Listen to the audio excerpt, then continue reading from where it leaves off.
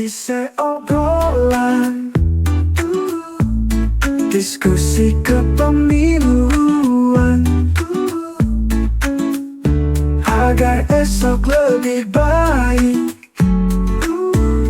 langkah kita lebih apik.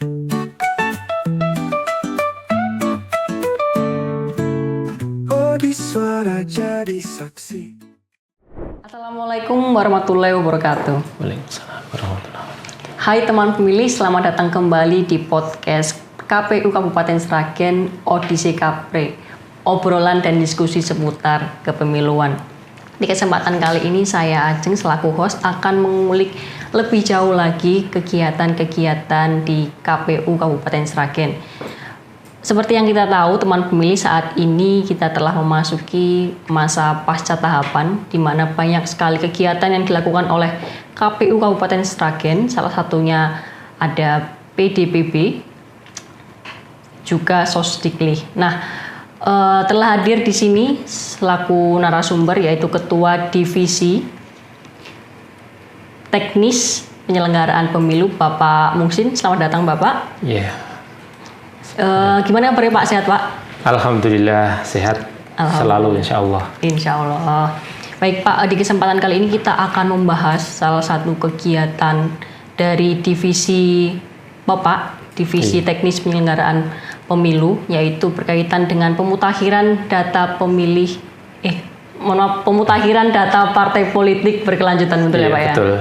Nah, Pak, boleh sedikit dijelaskan atau boleh dijelaskan juga boleh Pak kepada teman pemilih terkait kegiatan-kegiatan di divisi Bapak, baik itu saat kegiatan tahapan, masa tahapan pemilu ataupun setelah tahapan pemilu. Silakan Bapak. Ya, terima kasih Mbak Ajeng. Bismillahirrahmanirrahim. Assalamualaikum warahmatullahi wabarakatuh. Selamat pagi, salam sejahtera untuk kita semuanya, teman-teman pemilih di mana berada. Di KPU Kabupaten itu ada 5 divisi, salah satunya adalah Divisi Teknis Penyelenggaraan Pemilu. Selain di pasca pemilu,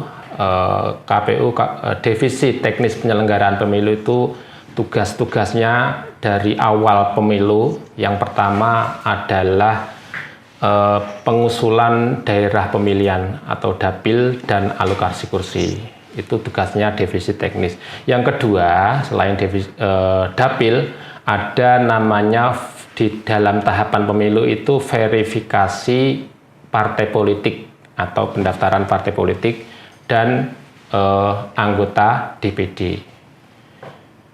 Yang ketiga, pencalonan baik pemilu maupun pemilihan itu juga di divisi teknis penyelenggaraan.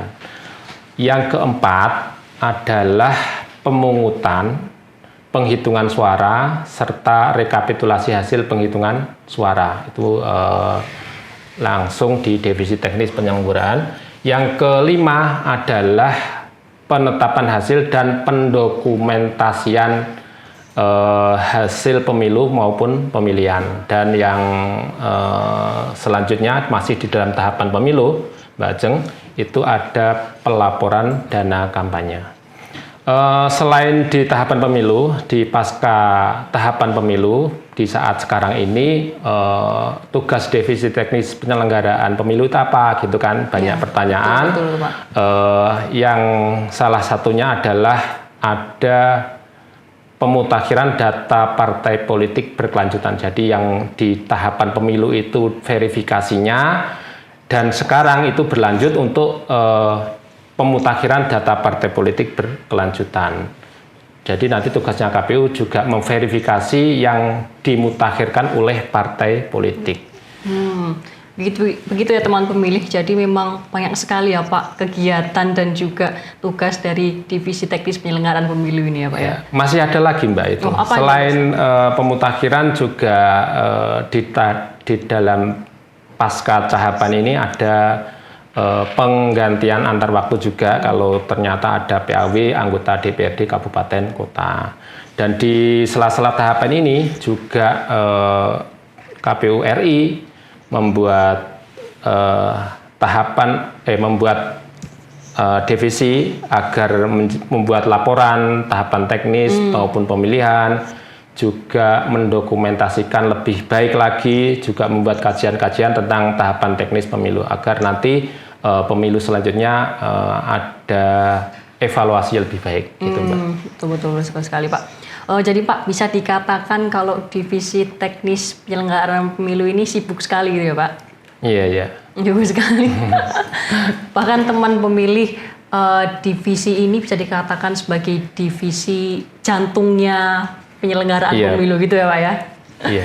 Nah, tadi Bapak sempat menjelaskan singkat ya Pak, itu terkait pemutakhiran data partai politik berkelanjutan. Iya. Nah, bolehkah Pak dijelaskan kepada kami, juga teman pemilih, apa sih kegiatan tersebut dan tujuannya itu apa untuk kita?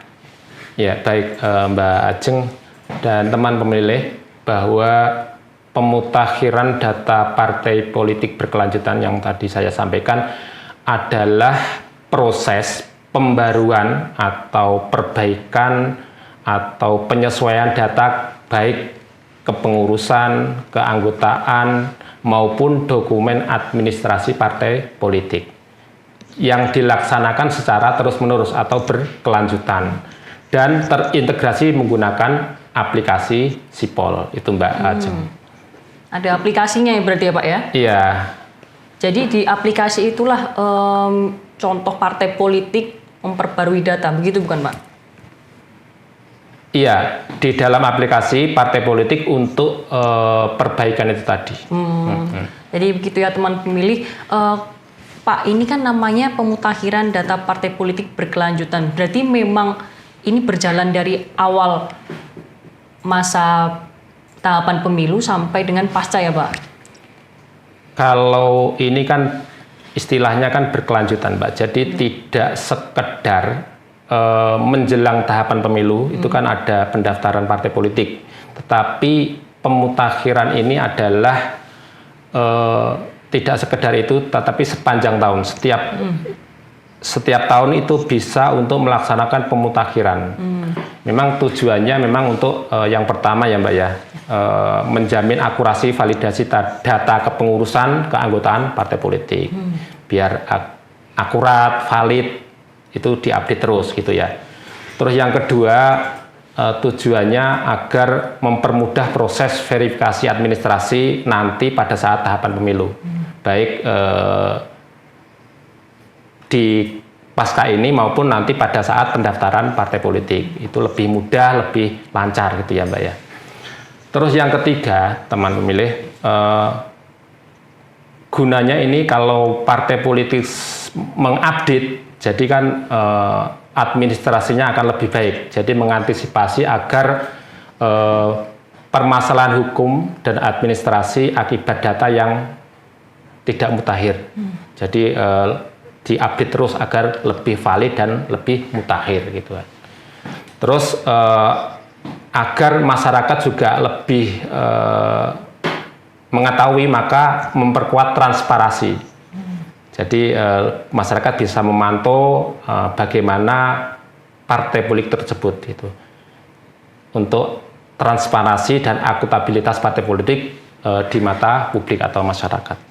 Gitu Mbak. Lengkap sekali ya Pak Musin, terima kasih Pak informasinya. Jadi teman pemilih, sebagai salah satu informasi juga, ketika ada data dari teman pemilih yang misalkan dicatut atau sudah tidak lagi menjadi anggota partai politik, ini di tahapan ini ya Pak, termasuk prosesnya teman-teman pemilih bisa mengoreksi atau menambah gitu. Iya betul Mbak. Jadi masyarakat mungkin ya yang namanya ada di dalam Sipol itu nanti kan sebagai anggota partai politik atau pengurus partai politik, itu bisa juga diperbaiki atau dihapus pada saat ini gitu. Nanti bisa menghubungi partai politik, di saat ini bisa dihapus untuk dihilangkan dari keanggotaan partai politik. Oh gitu, begitu ya teman-teman pemilih, untuk menjadi catatan kita semua. Baik, untuk lanjut lagi ke pembahasan yang lebih dalam bersama Pak Musin, mari kita simak terlebih dahulu informasi dari KPU Kabupaten Sragen berikut ini.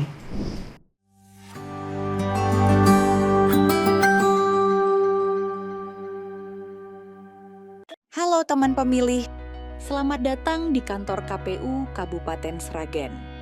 Dalam upaya melaksanakan keterbukaan informasi publik, KPU Kabupaten Sragen melalui PPID, Pejabat Pengelola Informasi dan Dokumentasi, memberikan pelayanan atas permintaan data informasi publik untuk masyarakat secara cepat, tepat, dan efisien. Ingin tahu caranya? Marilah kita simak video ini sampai selesai. Orang perorangan, badan hukum, kelompok masyarakat dapat mengajukan permintaan informasi publik di kantor KPU Kabupaten Sragen. Akses dan kemudahan bagi penyandang disabilitas untuk mendapatkan pelayanan sudah tersedia. Semua pelayanan PPID KPU Sragen adalah gratis, tidak dipungut biaya. Pemohon informasi dapat langsung ke kantor KPU Sragen. PPID KPU Kabupaten Sragen melayani permintaan informasi publik di kantor KPU Kabupaten Sragen, atau dengan mengirim surat elektronik dan atau mengisi formulir permintaan informasi publik secara online melalui laman website PPID KPU Kabupaten Sragen. Jadi pengisian formulir bisa secara manual dan digital. Sangat mudah, bukan? Petugas keamanan akan membantu mengarahkan sesuai keperluan dengan mengisi buku tamu. Untuk permintaan data informasi publik, petugas akan mengarahkan menuju ruangan PPID KPU Kabupaten Sragen.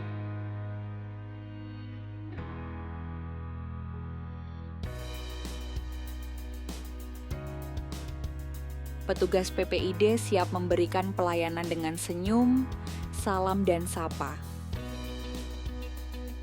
Petugas akan menjelaskan terkait hak pemohon atas akses informasi publik.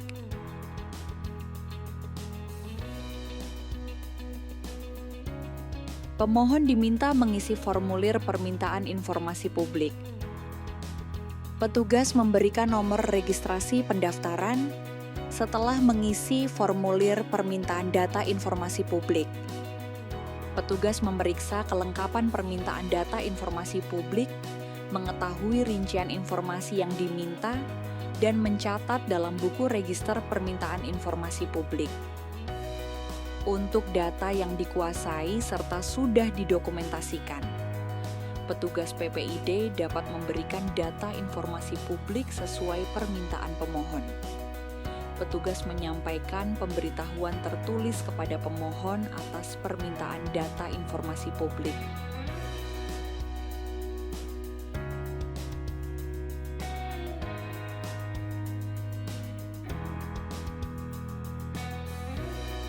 Pemohon sudah mendapatkan informasi publik yang diminta dapat meninggalkan ruangan PPID. Hai teman pemilih, selamat datang kembali di podcast KPU Kabupaten Sragen ODCKP, obrolan dan diskusi seputar kepemiluan. Masih bersama kita di sini narasumber kita Pak Muhsin. Sebelumnya sudah kita bahas secara komprehensif terkait apa itu pemutakhiran data partai politik berkelanjutan dan juga tujuannya. Ada 4 tujuan tadi ya Bapak sampaikan. Nah, selanjutnya Pak, untuk mencapai tujuan tersebut, apa sih yang bisa dilakukan oleh partai politik, Pak? Khususnya dalam melaksanakan kegiatan pemutakhiran data partai politik berkelanjutan. Iya, Mbak Ajeng. Bahwa pada tahapan pemutakhiran data partai politik berkelanjutan ini, apa yang dilakukan partai politik? Yang pertama kan pembaruan data, baik kepengurusan mulai dari tingkat pusat, provinsi, kabupaten sampai tingkat kecamatan kalau pengurus. Itu bisa diperbaiki kalau ada pergantian. Contoh mungkin pergantian ketua partai tingkat kabupaten, itu perlu diperbaiki karena ada SK baru, maka harus diperbaiki. Yang kedua terkait apa yang perlu diperbaiki juga bisa keterwakilan perempuan pada kepengurusan partai politik ya, baik tingkat pusat, provinsi maupun kabupaten. Kalau ternyata keterwakilannya kurang, itu juga bisa diperbaiki atau diupdate gitu ya. Yang ketiga, memperbaiki data anggota, Mbak. Termasuk bisa menambah, mengurangi itu tadi, menghapus. Jadi di tahapan ini partai politik bisa menambah anggota atau menghapus anggota. Jadi juga memperbaiki. Mungkin ada data dari anggota yang kurang pas, KTP-nya masih salah gitu. Terus kalau menghapus, ada masyarakat yang mengkomplain atau tanggapan ingin keluar dari keanggotaan, maka pada saat ini juga partai politik bisa menghapus data keanggotaan tersebut gitu. Terus yang keempat, apa yang dilakukan juga bisa perbaikan terhadap domisili kantor tetap, baik pusat, provinsi maupun kabupaten gitu ya. Kalau ternyata kantornya sudah berpindah, maka perlu diupdate di lokasi gitu, agar nanti masyarakat juga bisa melihat, oh ternyata kantornya sudah pindah. Itu bisa dilihat di infonya pemilu gitu. Terus dari kegiatan-kegiatan tersebut, partai politik itu harus mengunggah dokumen pendukungnya, baik SK kepengurusan, KTP keanggotaan, atau dokumen lainnya ke Sipol gitu.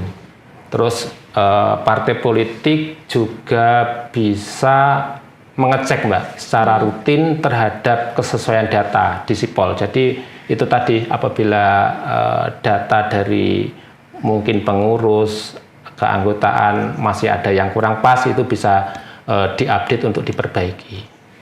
Juga yang tidak kalah pentingnya juga diharapkan partai politik juga berkoordinasi dengan KPU kabupaten untuk mungkin adalah kendala teknis terhadap administrasi atau yang lainnya.